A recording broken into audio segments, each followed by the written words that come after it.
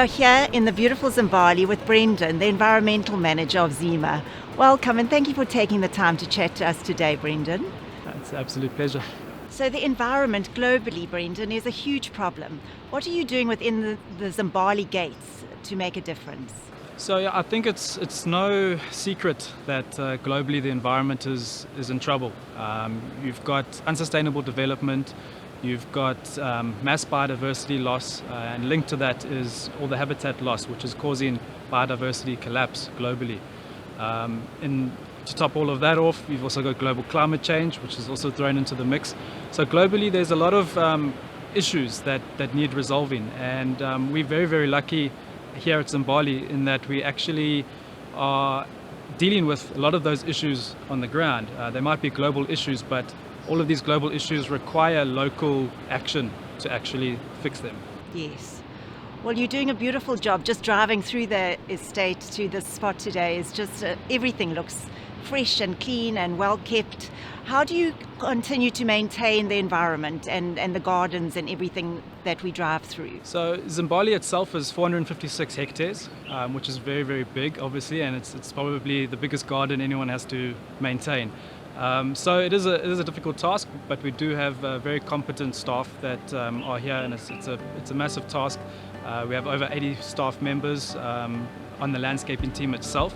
And it's important to view everything holistically. So there's no point in Zima just managing their areas of responsibility. It's very important to open it up to the whole estate and all the residents to also get on board. There's a saying that no one will protect what they don't care about, and no one will care about something they haven't ever experienced. So a large part of my mission here is to get everyone involved. We do a lot of member engagements, is what we call it. A lot of walks through the forest that you're in at the moment. A lot of talks with residents about the importance of the environment, about the global context of the environment and all the issues that it faces. So Zimbali itself is made up mostly of KZN coastal forest, which is a threatened habitat. So by the residents just buying into Zimbali, they're already obviously doing a wonderful thing for the environment. Without the residents, we wouldn't have Zimbali and we wouldn't have this habitat that's being conserved. If you take a drive up and down the KZN coastline, you'll see that the coastal areas are the major areas of development. What we've managed to do here is have that development, but also retain the critically important KZN coastal forest. Oh, well, it's so beautiful. And always when I come into Zimbali, I just love it. I wish I could stay here. You guys are very lucky to work here and live within this beautiful estate. And as we were coming to this point today, I also saw a little buck cruising across the pathway. They're adorable. How many animals and how many buck and what species do you have here at Zimbali? So it's all about biodiversity. The more biodiverse your system in terms of your plants and your habitat, then the more biodiverse your wildlife can be. You know, there's certain species of birds or butterflies that literally require a certain plant to survive. Without that, you're not going to have it. So without the habitat, you can't have the wildlife, which everyone loves to look at. So with the bushbuck population, we're trying to maintain it around 60 to 70 bushbuck.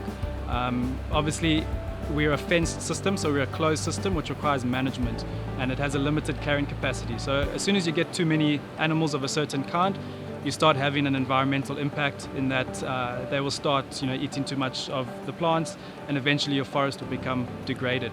So we have quite a wide array of wildlife species that we've picked up, particularly through camera trapping.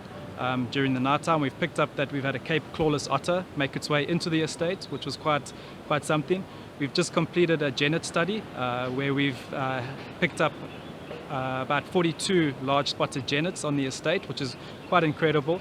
Everything from the small little butterflies and over 300 bird species up into the bigger wildlife that you saw today, the bushbuck, the grey darker, the blue darker, red darker, porcupine, and various mongoose. So as I say, it's all about biodiversity, and you can only accommodate that which you cater for in terms of the habitat that you look around and see at the moment, that beautiful coastal forest. Well, it is quite a big job you guys have to undertake every day. Wow, but it's working and it's worth it. It's so fabulous. And tell me, I believe you do a lot of microchipping. How does that work? Yeah, so one of the I'll call it a misconception about Zimbali is that it's full of snakes. You speak to people outside and they always say, oh, Zimbali, the place with all the pythons. And when I got here, that's kind of what everyone kept saying to me, oh, watch out for the snakes and all that kind of thing. I've been on the estate for 2 years now. I spend most of my time in the bush and I've seen maybe four snakes in total. So, it's one of those misconceptions, and it's one of the things that I wanted to tackle and kind of try and understand. So we did partner with people undertaking research on Southern African rock pythons, which is also a protected species, as well as green mambas, which only really inhabit this coastal forest strip in KZN. So whenever one of those snakes is caught for relocation, often we'll have snakes that make their way into residents' homes, and residents obviously don't want a snake in their lounge suite, so they will call security, who are all trained in snake removals, and they'll go and relocate the snake. When it's a green mamba or a python, we get notified and the snake gets held. It's then microchipped in liaison with Nick Evans, who's quite a well-known snake expert in the area. And that's basically just falls into his bigger study that he's doing, but it also helps us understand how many snakes we have, of what size, where they're going. So when they're recaptured, we can scan for that microchip and see, okay, well, we caught this one 2 years ago. Let's measure it, see how fast it's growing, where we released it to where it was found again. So it's just all about gathering that data. And, a lot of people often have opinions, and a lot of these opinions are usually based on misconceptions. So we try and focus on the science of it, from raw data and actual proof and evidence. Wow, so it's very, very interesting, all the work that you do. So Zimbali's whole ethos is real forest living, and essentially there's no fences, there's no pets, there's no dogs, there's no cats, so there's no disturbance to wildlife, and there's no fragmentation of the habitat, which is another key impact of the environment globally is habitat loss and also fragmentation. So we address both of those in that everyone's property on the estate is an extension of the coastal forest. So there's no gate, there's no fence, and everyone has an environmental servitude on their property that must be planted up with a specific plant palette. It's a minimum of 65 plant species within the garden. A large portion of those need to be plants that feed the wildlife, that feed the bushbuck, because again, they're dependent on that for survival. So apart from the actual developed sites, we also have various conservation zones. These are areas that have been zoned as conservation and set aside that will never ever be developed, and that amounts to about 80 hectares. So tell us a little bit about the environmental justice, the problems that you're facing, and are you just creating this oasis for the wealthy? Yeah, so at Zimbali we're not tone deaf, and I live outside the gates, so I know what's going on in the real world in terms of environmental destruction. So it's very important for me to make not just an impact on the estate, but also make a bigger impact locally and regionally. So we spoke a bit earlier about having a carrying capacity, and that we have to maintain populations underneath that carrying capacity, and that essentially is the whole thinking behind what we're trying to do here in creating a bit of a nursery ground for other areas. So I'll use the bushbuck as an example. We have to maintain it at between 60 and 70 bushbuck. So when we relocate bushbuck, we will sell a certain portion, and then we'll use that money to then fund into different conservation efforts. So for instance, last year we donated about 15 bushbuck to two new emerging community-based reserves, to help them rewild their nature reserves. Another way we do it is we've partnered with various NGOs to also donate plants. So our local conservancy, we work with them, and another NGO based in Durban North in terms of providing them some of our plants that we don't particularly need or use. We've got an on-site nursery where we propagate plants by the thousands. And we're also trying to partner with other charities. So we've got a Zimbali charity committee, and we've donated quite a few trees to creches for their playgrounds to give them some shade. We're also working with giving them seeds and helping them create their own crops, and also fruit trees, bananas, avos, all those kinds of things that we've donated to try and make the world a better place.